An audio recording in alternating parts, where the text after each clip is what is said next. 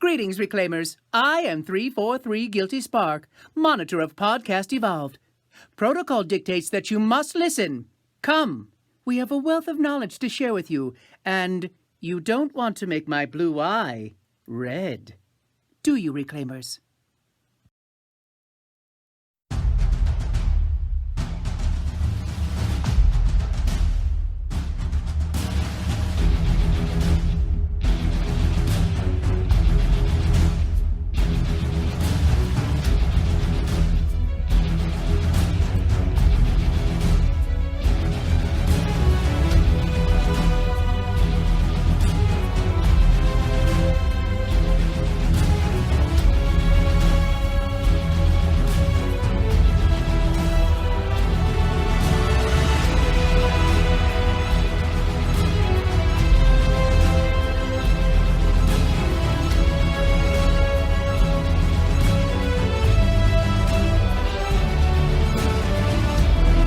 Welcome, Spartans, to Halo Podcast Evolved, your home for Halo.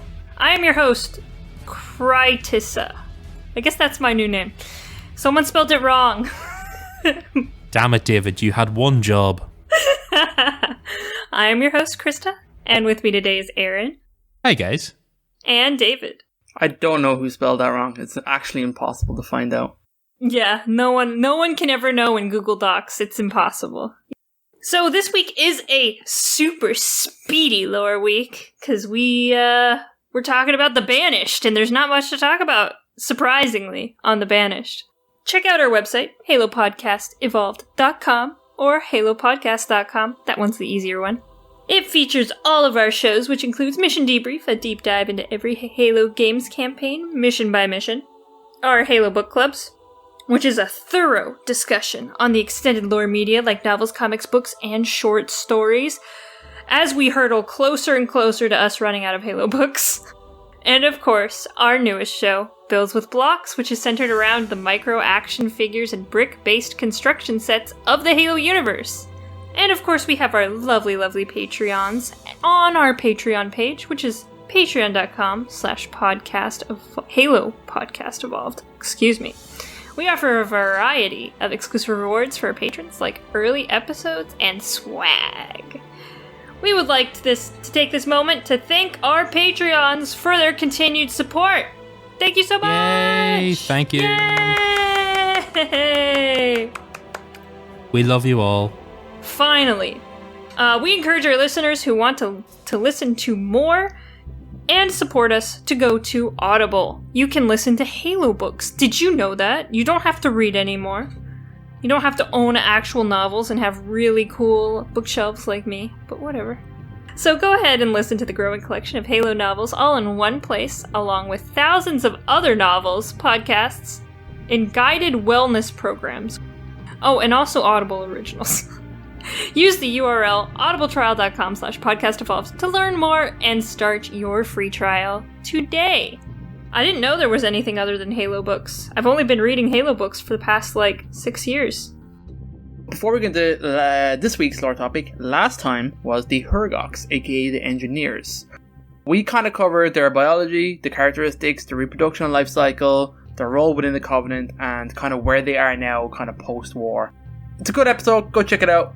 The Hergox are a fascinating race in Halo and are a wonderful excuse to get rid of any problem or attack any kind of solution that they might need in Halo. So it's kind of we need to do this thing. How is it possible? They can do it. And it's great. They're our get out of jail free card. But this week we are going to talk about the Banished. Surprise! Red Covenant! The Red Covenant, not purple. These guys obviously are way more important than we realize, but I'm super happy, and we all theorized and had lots of debates on who was coming next, what we're fighting. I'm super happy to see the Banished are coming into a mainline FPS Halo game, because all I want to do is shoot those mofos, because they look like fun. And way more fun than Prometheans would be, I think. Maybe, I would imagine, Halo Wars 2, I think did reasonably well, and that's where this group was introduced, but I would say that the vast majority of Halo players probably didn't play Halo Wars 2. The people watching and listening and looking at Halo Infinite might be asking, who the hell are the Banished? And that's kind of fair enough, because even looking up stuff today, they do not feature predominantly in Halo lore, in the extended lore. Obviously their claim to fame is Halo Wars 2, where they were awesome. They were really, really cool. And I think it was a great intro to a totally new faction that they kind of shimmied into the Halo lore of like, you just guys were always here. You're just a secret, guys. You're quiet. You're over in this end of the universe where we weren't fighting. Which is fair enough. I mean, how else are you going to introduce a new faction mid-universe as a new game kind of launches? So I thought they did a really great job of introducing the Banished originally. They are a mercenary organization and a splinter faction that rebelled against the Covenant Empire and rose to power after the conclusion of the Human Covenant War. This organization is led by Jir Hane, warlord Atriox. Atriox is a fascinating character. He is awesome. He has such charisma and passion. He is not like your typical Jir Hane, which is why he was so cool. And we've talked about Atriox loads in previous podcasts and stuff like that, so we kind of, if you listen to us, you kind of know where we stand. We love the Banished, we love Atriox. We love those red Covenant, sexy red. Not right, Krista? It's a good color. It's a very good color. So what's interesting about them is kind of how they're structured. Obviously how they came to be is awesome, but like pretty much kind of like a mini Covenant, which is great in terms of like they took bits of everything and everyone to make what they are. And that gives us plenty of excuses and nice reasons for why we see certain races in certain places, why they can use certain gear, and also opens up some interesting kind of vehicles and equipment that we can see. I obviously cannot wait to fight them. I really want to fight them. So they were formed during the Human Covenant War by Atriox, and he has some lieutenants, Decimus, and several other disgruntled Jir Hane. They rebelled against their Sangheili masters after being misused by the Covenant as cannon fodder repeatedly, which is kind of crazy to think about using brutes as cannon fodder. But that's what they were like treated the same way the grunts were. They were really looked down on. The Sangheili were really elitists. See what I did there? And they were not happy of really being treated so badly, which is fair enough. Finally, one time, they kept sending Atriox on suicide missions forward, and he kept coming back. And one time they attempted to assassinate him, and he killed his would-be assassin, and came back and pretty much beat the living shit out of the Sangheili. And it was so cool. So they're kind of, the setup of the Banished kind of comes a lot from, there's two sources of mediums, obviously, the Halo Wars 2, but there's also the Rise of Atriox comics. And that's a 5-part kind of mini comic series that kind of tells a bit of background of the Banished in their formation and kind of some little mini adventures that Atriox went on building up his forces, which is pretty cool. So like that's one of the stories, is pretty much how he came about there.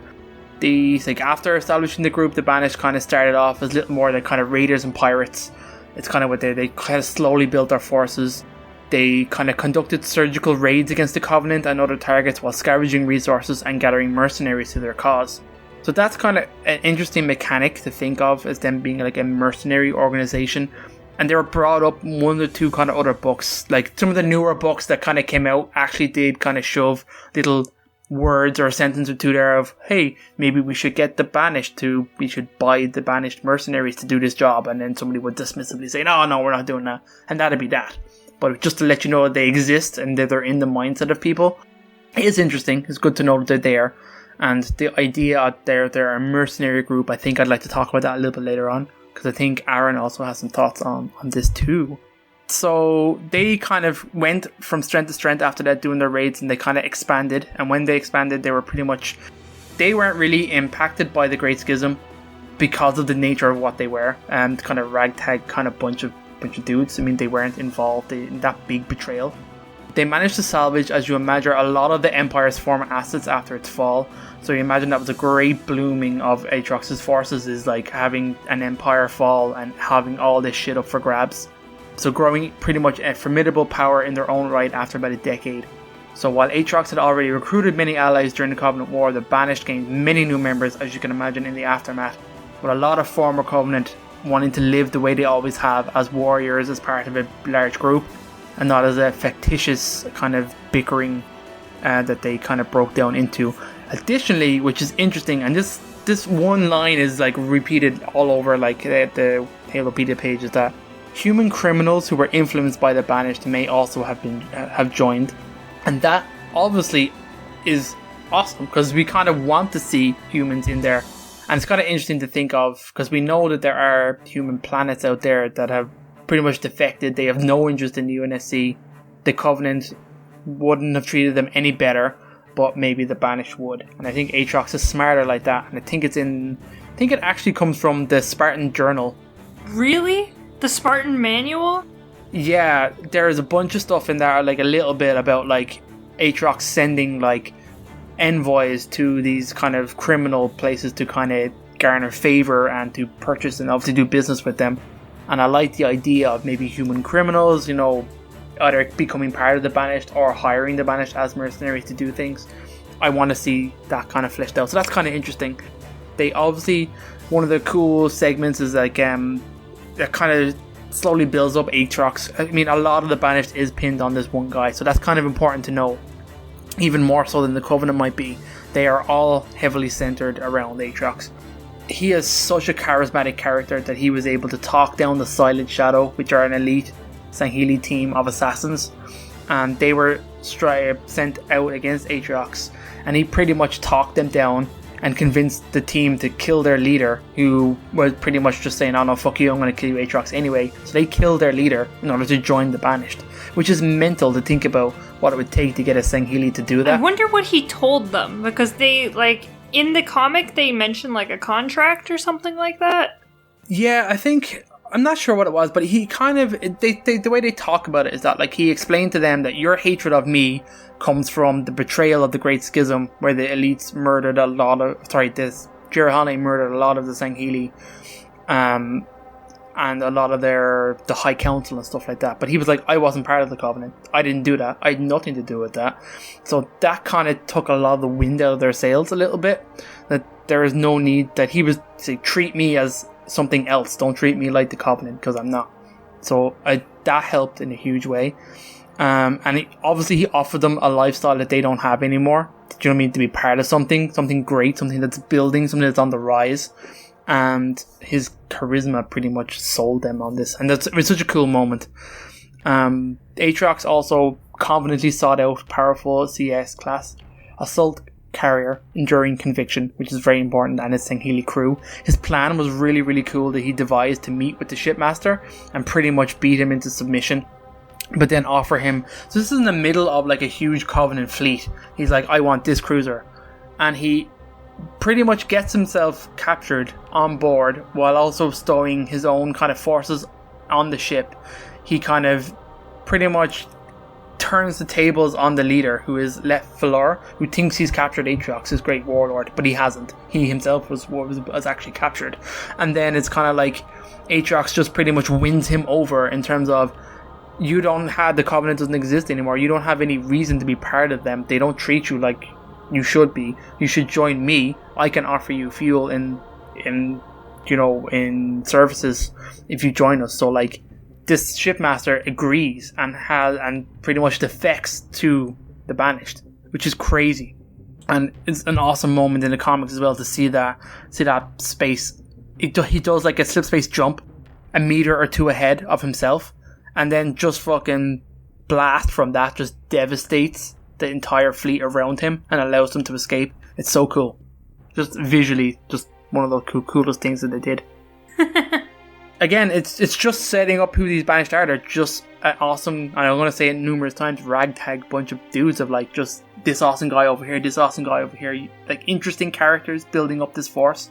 His chieftains, he has led divisions of Banished into the Jirahane colonies and human criminal enterprises to build connections and spread their influence. So Aatrox was open to recruiting capable assets of any species, and the human criminals were welcome to join if they desired. Which is, again, that just gives us that interesting element of what we might see. So, maybe Banished using human weapons, human vehicles, that kind of stuff. I don't think they're opposed to stuff like that, like the Covenant were. No. Again, that's the kind of the big thing about the Banished. Like, they're not religious in that way. They don't have those ideologies. They're very much just a pragmatic military force. I'm going to delve into now a little bit of their governance and their society, because that's kind of interesting. as you can imagine, as a mercenary organization, they're essentially a military hierarchy led by Atriox. The prevailing philosophy is one of ruthless pragmatism, with their operations focusing solely on accruing useful resources for their war machine.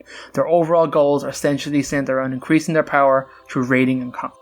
Now, I'd like to think Atriox has a bit more in his brain, other than just becoming more and more powerful, that he has a goal. Their chain of command is predominantly composed of Jiralhane. It's kind of a twisted bureaucracy, which kind of says there, which Atriox subordinates constantly compete for influence and favour in their War Master's eyes in hopes of increasing their own status. Atriox has spies across his command to snuff out any signs of disloyalty, and his inner circle of chieftains are known as Atriox Chosen, and they're used to enforce compliance among other higher ranks. So it's not all nice inside there. It's pretty chaotic, it kind of sounds up at the top. I think that's just kind of the natural Jiralhane way. The Banished are thoroughly irreligious, so I said they lack taboos regarding the treatment of foreign technology. For example, despite some individual named Decimus secretly harbour a reverence for the Forerunners, so you can see that in some of the kind of DLC that kind of came out when Halo Wars 2, that there are still some believers in there, but it's not predominantly, it doesn't hold them back in any way. Even though they've welcomed the mix of races, the rivalry between the two species still manifests, as you can imagine. Sangheli under Decimus' command are treated with resentment and often sadistically sent on suicide missions. This is due to some Jiralhane, Decimus and Tyrannus in particular still holding a grudge against the Sangheli for treating the Jiralhane the same way. Concurrently, Left Valar's Sangheli crew feel strong hatred towards Atriox Chosen, so like they're not at all best friends, even though they're in this kind of working contract. So I wonder if there's a way of you breaking up the factions or maybe turning them against each other. That could be interesting. Maybe kind of like sowing subterfuge and stuff like that within the Banished. I don't think Atriox would... I think Atriox would, like, you know, reel people in pretty quickly, though. I think so too, but what I'm thinking of is, in Atriox's absence, how strong are the leaders left behind? Do you know, is it Scarab, which we're going to talk about in a little bit, like, is he strong enough to keep this force together? I'm not sure. That's kind of cool, and I really say that obviously there's numerous Ungai, and I think it's kind of interesting to talk about them because they're treated, I'd say, almost even worse than they were in the Covenant. So they're generally regarded as mere cannon fodder, no surprise there, and often abused by sport for the Jiralhane superiors. A number of thrall colonies exist where Ungai are bred only to be indoctrinated in the service of the Banished, and most violent individuals are set apart and formed into suicide squads. So the Banished have massed a small complement of Hurgok, who keep on serving the Ark, are imprisoned and harnessing, equipped with control yokes to keep them in constant agony, to stop them trying to repair everything that's damaged so they can be kept to the Banished kind of goals, which sounds horrible. The Banished are also field Magolo troops, many of whom are unusually violent for their kind, and have been forced into service as well, while Banished Scarabs use unstable plasma generators that quickly kill the Legolo in their control systems. So during their campaign on the Ark, the Banished did not employ kick-air mercenaries, as we know, but a group of has-been-hired pirates dubbed the Freebooters during Installation 07 conflict. So that's one of the newest pieces that we know about, that there are kick-air pirates hired in, again giving some of that mercenary element to it, and probably why we see a different hodgepodge of kind of like gear and equipment that is going to be presented to us. And that's kind of all I really wanted to say. Touch upon, obviously, they're a big on salvaging and repurposing equipment. They steal their pirates. They're very good at retrofitting. Even more so, that surprised a lot of like technicians and how efficient they've been able to modify some of their equipment. They have the capabilities to manufacture their own weaponry using gravitating catapults in their spike weapons. How the Banished have managed to make such improvements in short time continues to baffle the UNSC technicians. They also have a few unique vehicles, which I'm kind of hoping to see, like the Blisterback, the Shroud, the Marauder, and the Reaver Anti-Airwalker. Like, all of them would be pretty cool to see in an FPS game. Also the Scarab. Yeah, the Banished Scarab would be dope. I mean, there's sweet. So much potential there. Locust? Like specific detail, like Locust, yeah, like I'm not going to go into any more particular detail. Just what do you guys think about that? I mean, we have what we know now pretty much from Halo Infinite, is that obviously they're one of the main protagonists. I'm guessing there's another faction, the Harbinger, whoever that is, because I kind of forgot and kind of made me play down the mercenary aspect of the Banished. And since we know there's a big divide in their forces between what's on the Ark and what's probably on Installation 07, we have a new leader, Scarum, essentially leading the Banished forces. And I thought his introduction was pretty cool, not Aatrox style, but like his speech was dope. Do you know what I mean? I mean, that really sold me on him. Really like the idea of maybe since he beat the humans, he's been bored. His forces are bored. I like the idea of fighting for glory and honor instead of... Because up until now, we've only seen anyone fighting for, oh, we're doing this for our religion. You know, we're doing this for religious things or to unlock a foreign artifact or this and that. It's interesting to have a character who just wants to fight for fun. Who's like, you know what? You're a good rival to me. I'm gonna fight you because I think it would be fun to fight you. Yeah, I love the idea that maybe he's not like...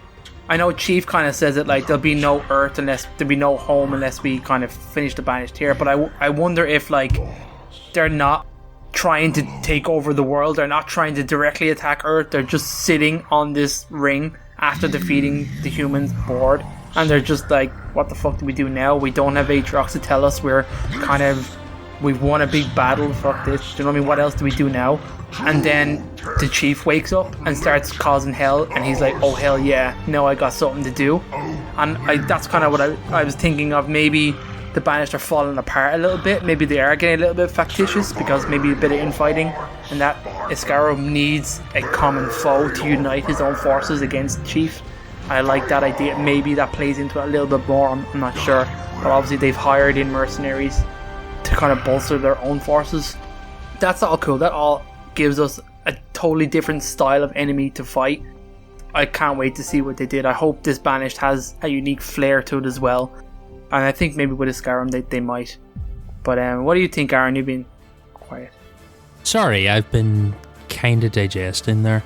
I like the Banished. I just want to know what their motivation is. I think 343 stumbled onto a beautiful art style with them. They have a great aesthetic, yeah. Yeah, there's nothing that doesn't look cooler than the original. I know the Banished Phantoms in the Infinite trailer look a little bit peculiar, but I think that's just something they'll work on. But all of their gear and their ground stuff all looks quite cool. Their armor's very funky. You watch those, like you watch the cutscenes in Awaken the Nightmare and you just think like these are cool ass fucking soldiers and you want to watch them go at it for a while. But I want to know what they're up to. It sounds like they've teamed up with the Harbinger, whoever that is.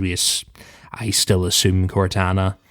I kind of thinking as well, like the Harbinger perhaps is the person who hired the Banished. You know, if they're a mercenary force, could they be hired to come to Installation 07 on the behalf? Isn't the last mission in Halo 5 Harbinger? Oh shit. The last Osiris mission.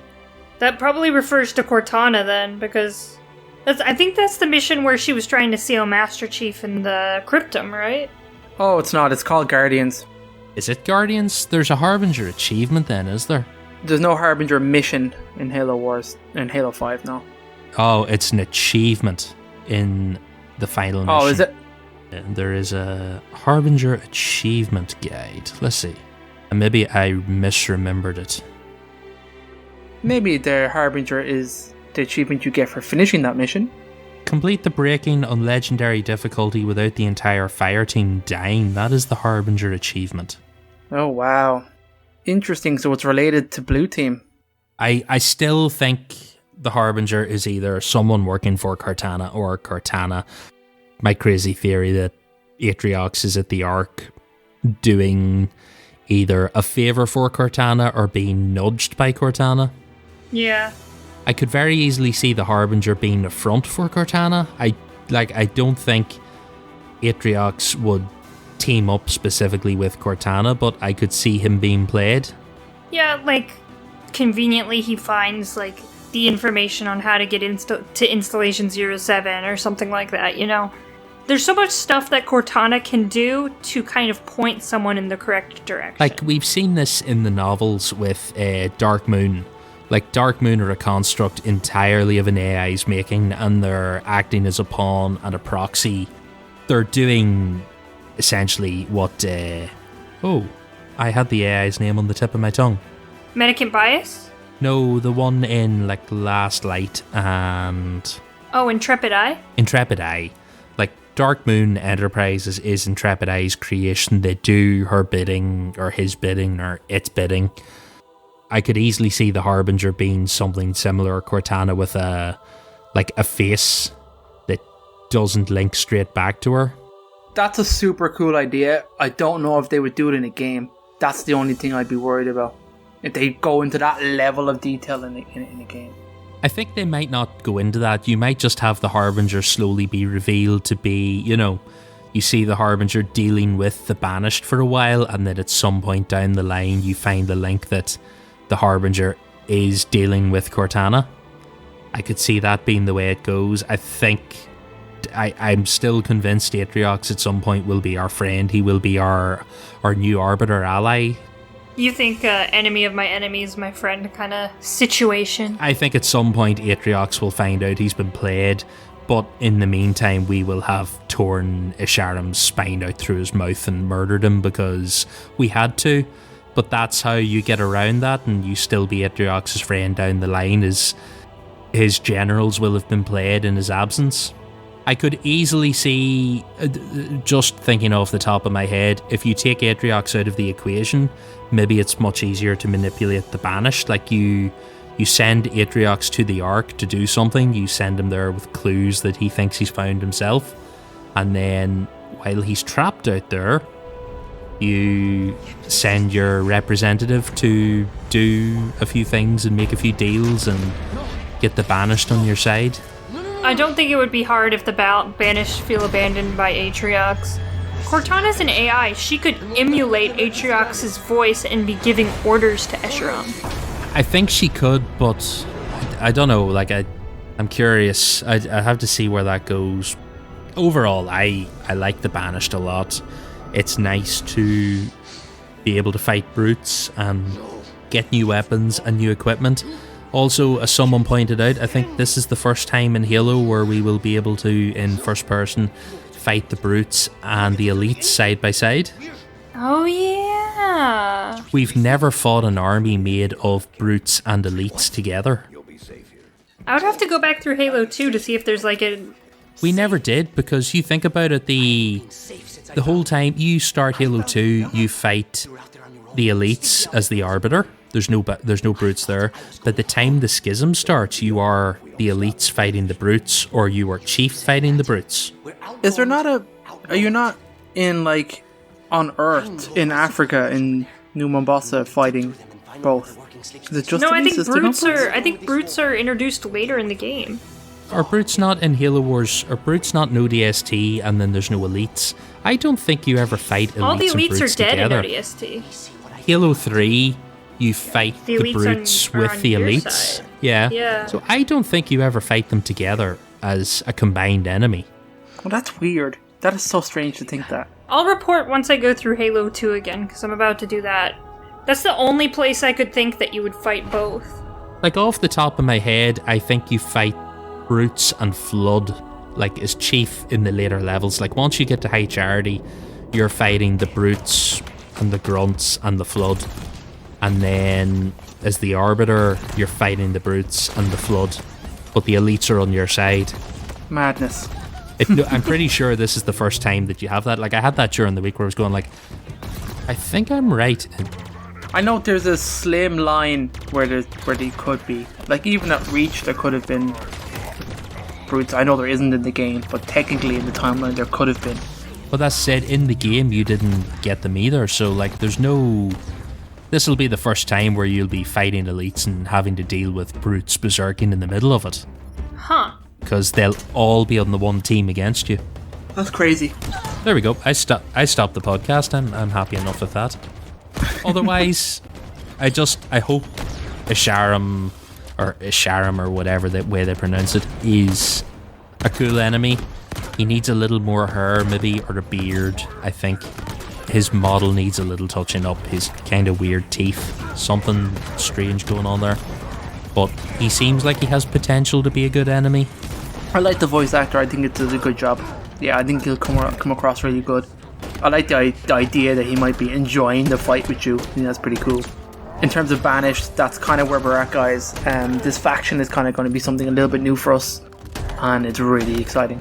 Hell yeah. I'm delighted Hell with Halo yeah. Infinite, to be honest. Really, really happy. And with that, I think you want to close us out? Sure, yeah, that's about it for the Banished, boys and girls.